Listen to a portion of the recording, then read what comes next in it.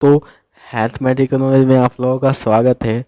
आज हम लोग बात करेंगे लीवर से जुड़ी हुई बीमारियां और उसका इलाज कैसे किया जाता है, इसका उपाय क्या है, कौन से इंजेक्शन दिया दिया जाता है जब किसी पेशेंट का लीवर ख़राब हो जाता है तो उसको कैसे इलाज करना है, किस मेडिसिन से उसको सुधार करना है। तो हम लोग उस के बारे में बात करेंगे। तो चलिए दोस्तों शुरू करते हैं। हाँ तो हैम हैपर मैरिज इंजेक्शन या लीवर को अच्छा करने के लिए और पेशेंट को जो लीवर से जुड़ी जो बीमारियां होती है तो इसके लिए बहुत ही अच्छी इंजेक्शन है। क्या? हैप मैरिज इंजेक्शन। ठीक है, तो हैप मैरिज इंजेक्शन क्या है उसके बारे में बात करेंगे। तो हैप मैरिज में आप लोगों को देखिए, मैं आप लोगों को हमेशा बताता हूँ, यह जो वीडियो है अधिकतर मेडिकल स्टूडेंट, मेडिकल की जानकारी और B pharmacy, D pharmacy, AIIMS Delhi और एमबीबीएस, नीट की तैयारी भी कराई जाती है। और इसलिए मैं डेली वीडियो डालता हूँ और आप लोग वीडियो को लाइक कीजिए। तो मैं आप लोगों को हिंदी और इंग्लिश दोनों भाषा से समझाता हूँ, क्योंकि आप लोग अच्छे से समझिए और मेरा वीडियो पसंद आया होगा तो आप लोग ये कीजिए। तो हम चलिए शुरू करते हैं। तो क्या है हैप मैरिज इंजेक्शन? तो Hepamerz injection is belong to amino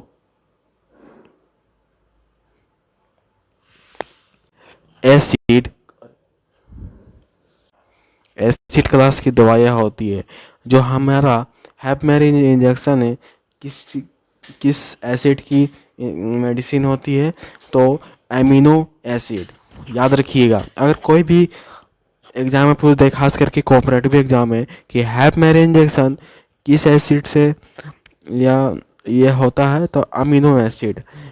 हैपामेरिज injection amino acid की क्लास की मेडिसिन होती है, जैसे मैंने आप लोगों को अभी समझाया। ठीक है, L ornithine and aspartate infusion Hepamerz. ठीक है, तो it contain L ornithine and aspartate. 5 gram का ये जो इंजेक्शन होता है, इस इंजेक्शन में एल ऑथरीन पाया जाता है, एल एस्पेपारेट और 5 ग्राम पाया जाता है। ठीक है, मैं जैसा कि मैं आप लोगों को समझा रहा हूँ, अच्छी तरह से समझिए और वीडियो को लाइक कीजिए और चैनल को सब्सक्राइब कीजिए और बेल आइकन को सेट कर दीजिए, क्योंकि आप डेली वीडियो आप लोगों को मिलते ही रहेगी।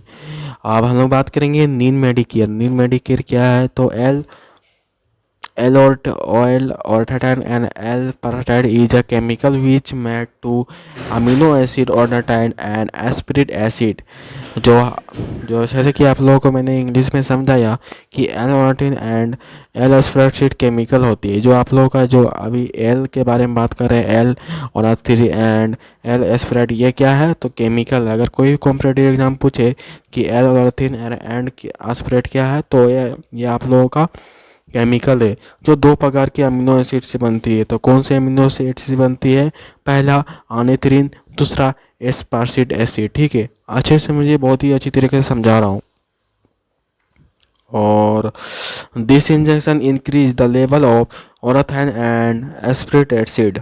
यह इंजेक्शन शरीर में ऑर्थाइन तथा एस्पिरिक एसिड को बढ़ाने मात्रा को बढ़ा देता है। यह जो हमारे शरीर में जो पेशेंट के शरीर में ऑनाथिन और एस्पिरिक जो एसिड होता है, उसकी क्षमता यानी कि उसका जो स्रोत होता है उसको बढ़ा देता है। ठीक है, कौन इंजेक्शन?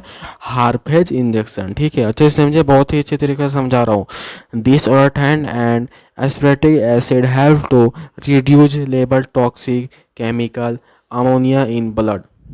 ठीक है, अब हम लोग हिंदी में समझेंगे कि यह ऑनाथिन एंड एस्पिरिक एसिड रक्त में टॉक्सिन तथा अमोनिया की मात्रा को कम कर देता है। यानी यह जो अभी मैंने बताया कि एनाफेथ्रिन एस्पिरिन को बढ़ा देता है, बट जो यह एनाथ्रीन और एस्पिरिन जो एसिड है, रक्त में जो टॉक्सिन होता है और अमोनिया होता है उसकी मात्रा को कम कर देता है।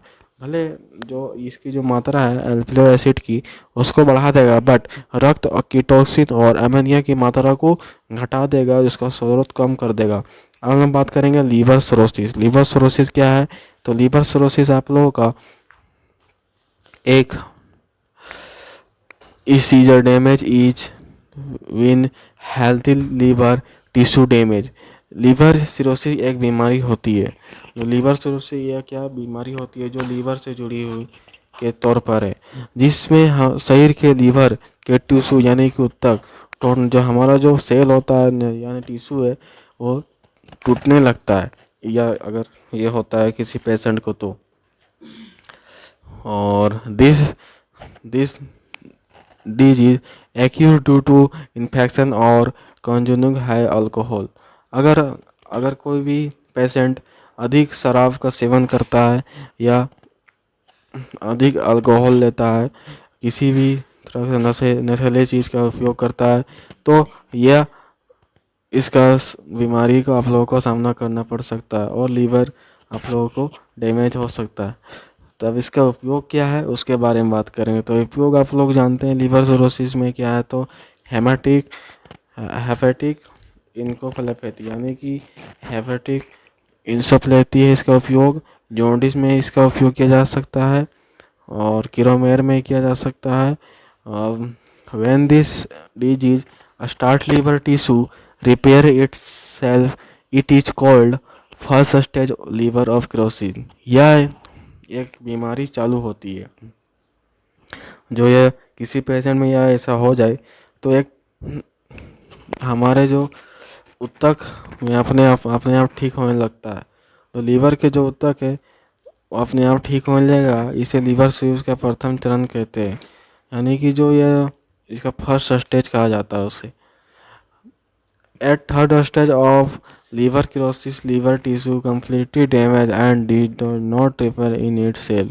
लीवर सीरीज के अंतिम चरण यानी कि जो लीवर सीरीज है सिरोसिस है उसका लास्ट स्टेज में अगर लीवर के ऊतक पूरी तरह से टूट जाए तो अपने आप को ठीक करना बहुत ही मुश्किल है। अगर आप लोग लीवर से लास्ट स्टेज में पहुंच गए हैं तो आप लोगों को जान भी जा सकती है, जाने की क्षमता बहुत ही ज़्यादा हो सकती है। For dilution of Hepamerz injection NS normal saline use. अगर जो सलाइन है हेपामाइसिन इंजेक्शन उसको मिलाने में नॉर्मल सलाइन मिला दे तो इसका इस्तेमाल किया जा सकता है, किसका हेपामर्स इंजेक्शन का, ठीक है। और कैसे देना है, कितने इसका डोजेस है, तो 1 एमोलियस 10 ml यानी 490 ml और एनएस 500 ml में देना है। दवाई की मात्रा क्या है यानी कि डोजेस कितनी मात्रा में देना है आप लोगों को किसी पेशेंट को, तो in adult 4 ampoules means 40 ml injection given to the patient. रोजाना मरीज को 40 ml इंजेक्शन दिया ही जाता है पर डे, ठीक है। और इसका नोट आप लोगों को बहुत ही एक नोट है, this injection should be given in 5 hours very slowly. अगर किसी सलाइन में इस हाफ में इंजेक्शन को मिला दिया जाए तो इंजेक्शन को धीरे धीरे मरीज को देना पड़ता है, तो भी 8 घंटे तक ये इसका असर रहता है।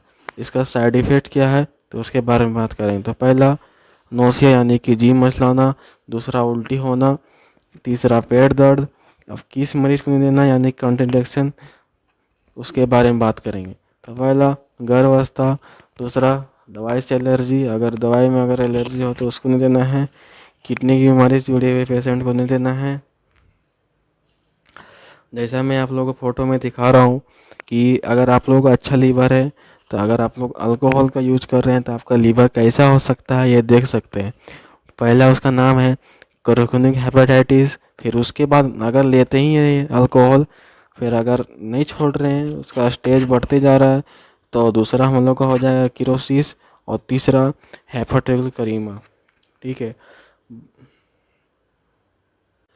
तो दोस्तों आज हमने बात की है कि लीवर से जुड़ी हुई बीमारियां को कैसे ठीक किया जाता है। अगर किसी पेशेंट को हो जाए लीवर या कि उसकी बीमारियों से जुड़ी हुई कोई भी चीज़, तो उसको ठीक करने के लिए कौन सा इंजेक्शन दिया जाता है, इसके साइड इफ़ेक्ट्स क्या है, किस मरीज को देना है, किस मरीज को नहीं देना है, आप लोगों को मैं पूरा अच्छी तरह के समझा दिया हूँ। तो प्लीज़ वीडियो को लाइक कीजिए, चैनल को सब्सक्राइब कीजिए और बेल आइकन पर सेट कर दीजिए। आप लोगों को डेली वीडियो मिलते ही रहेगा, तो प्लीज़ चैनल को सब्सक्राइब कीजिए और वीडियो को लाइक कीजिए। Thanks for watching, thank you.